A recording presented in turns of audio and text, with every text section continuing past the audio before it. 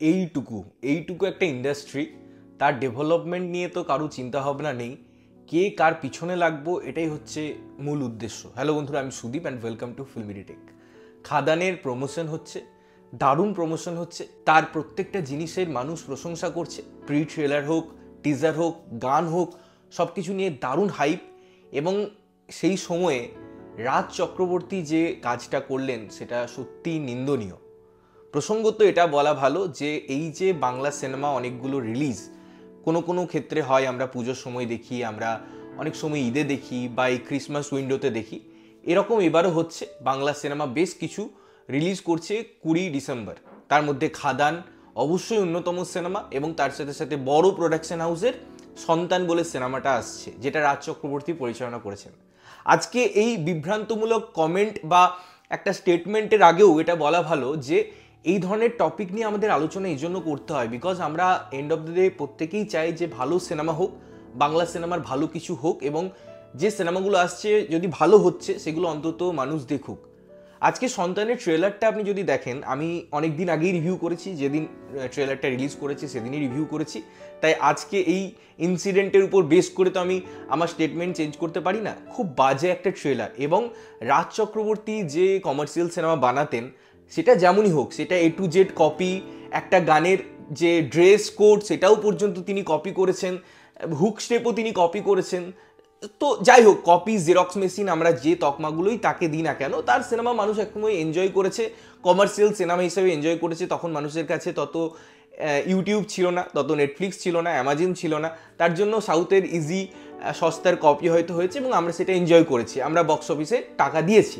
সে যাই হোক, তো তার কাছ থেকে আমরা যখন এরকম সন্তানের মতো প্রজেক্ট দেখছি, বা এর আগেও একটা সিনেমা এসেছিল, এগুলো যখন দেখছি এবং বুঝতে পারছি যে তিনি আর কমার্শিয়াল সিনেমা থেকে ভালো কিছু অফার করতে পারছেন না, তাই তারও সেই টার্গেটেড অডিয়েন্স কোথাও গিয়ে সিরিয়াল অডিয়েন্স হয়ে গেছে।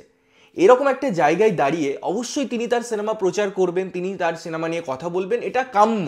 যেমনই সিনেমা হোক সেটা তিনি প্রচার করতে চাইবেন, মানুষের কাছে আনতে চাইবেন। কিন্তু সেটা করতে গিয়ে আমি যদি একটা সিনেমাকে অপমান করছি, অন্য একটা সিনেমাকে ছোট করছি, এটা কখনোই উচিত নয়, বা এটা হওয়া উচিতও নয়। প্রথমে বুঝতে হবে বাংলা ইন্ডাস্ট্রিতে বছরের সিনেমা কতগুলো আসছে। আমরা যদি আগে কয়েক বছরের আগে বা পিছনে চলে যাই, যে সংখ্যার সিনেমা আসতো তার হাফের হাফ, অর্থাৎ এই বছর হচ্ছে বাংলার সব থেকে খারাপ সময়। 35-36টা সিনেমা রিলিজ করেছে, এবং বড়দিনের সিনেমাগুলো যদি ধরি, এই বছর হয়তো ওই 45 নাম্বারে এন্ড করবে, যেটা একটা ইন্ডাস্ট্রির পক্ষে খুবই লজ্জাজনক ব্যাপার। আমরা সেই দিকটাই তাকাচ্ছি না। দেব, জিৎ, এই দুজন সুপারস্টার, তারা চেষ্টা করছে কমার্শিয়াল সিনেমা দিয়ে একটা ইন্ডাস্ট্রিকে বাঁচানোর। দেবদাও সেই জিনিসটা ফিল করেছে, এবং খাদান সিনেমা নিয়ে যখনই কথা হয়েছে আমরা সেই তাগিদটা অনুভব করেছি, আমরা সেই বিগ স্কেলটা ফিল করেছি, আমরা কামব্যাক দেখেছি দেবদার, এবং সেটাকে আমরা প্রত্যেকে সেলিব্রেট করছি। এবং শুধুমাত্র কামব্যাক নয়, তার যে আমরা এলিমেন্টগুলো দেখছি, তার যে আউটপুটগুলো দেখছি, তার যে প্রমোশনাল মেটেরিয়ালগুলো দেখছি, প্রত্যেকটাই কিন্তু দারুণ। গানগুলো দারুণ। আজকে বাপ এসেছে গানটা কি দারুণ রেসপন্স, 1 ঘন্টার মধ্যে 1 লাখের উপর ভিউজ চলে যাচ্ছে, এবং প্রত্যেকটাই কিন্তু অর্গানিক ভিউজ। তো এই জিনিসগুলোকে সেলিব্রেট না করে রাজ চক্রবর্তী কি বললেন, যে খারাপ সিনেমা যারা বানায় তারা এই ধরনের প্রমোশন করে। অর্থাৎ তিনি এটাও বলছেন যে আমি যখন খারাপ সিনেমা বানিয়েছি তখন প্রমোশন করেছি, আজকে ভালো সিনেমা বানিয়েছি, আমার কি প্রমোশনের দরকার? ভাই, যে প্ল্যাটফর্মে তুমি সিনেমাটা বানিয়েছো বা যে প্রোডাকশনের ব্যানারে তুমি সিনেমাটা বানিয়েছো, সেই প্রোডাকশন কিন্তু ভালো প্রমোশন করে তাদের কাজের।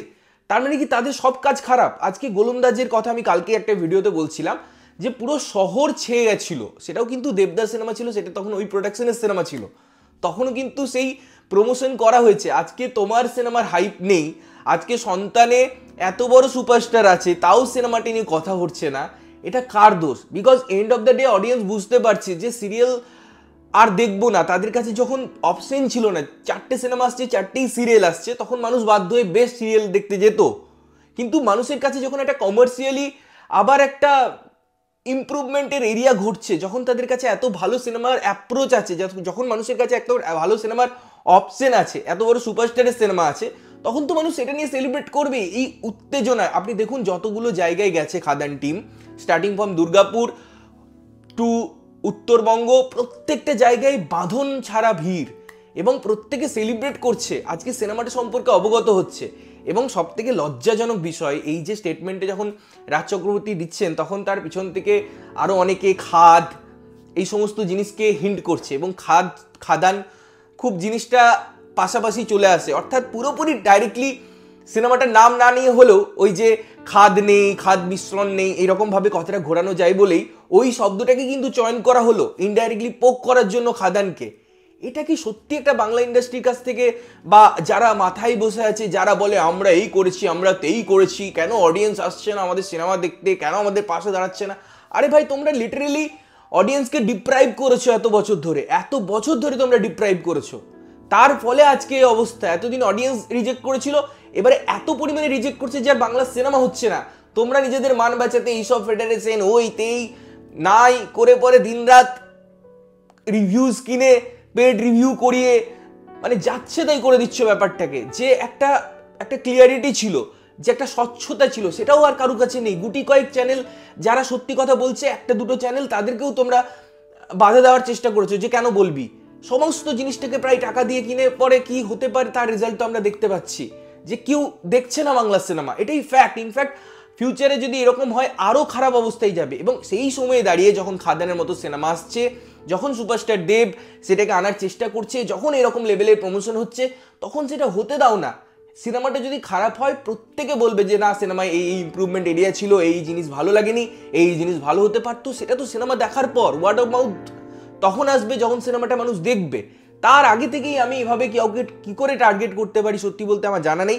এবং যে অ্যাপ্রোচে করা হয়েছে, যে নোংরামির মধ্যে করা হয়েছে এই জিনিসটা, সেটা খুব খুব বাজে, দৃষ্টিকটু। এবং এটা মনে হয় বাংলা ইন্ডাস্ট্রিতেই হয়, আজকে অন্য কোনো ইন্ডাস্ট্রিতে এরকমভাবে হতে সত্যি আমি দেখতে পাইনি, যার জন্য রিডিকিউলাস লাগছে পুরো ব্যাপারটা। তোমাদের কি ওপিনিয়ন অবশ্যই কমেন্ট করে জানিও। এবং জানি এইসব জিনিসে কেউ পাত্তাও দেবে না, এইসব জিনিসকে দূরছাই করবে মানুষ, এবং মানুষ খাদান দেখতে যাবে, হ্যাঁ, তারপরে ভালো খারাপ সে নিয়ে তো আলোচনা থাকবেই।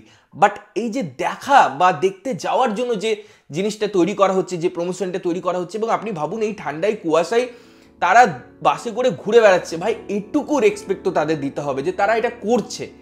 দেব এবং তার প্রোডাকশন এবং তার পুরো টিম এই পরিশ্রমটা করছে, এটাকে তো একটু ভাই অ্যাপ্রিসিয়েট করতেই হবে।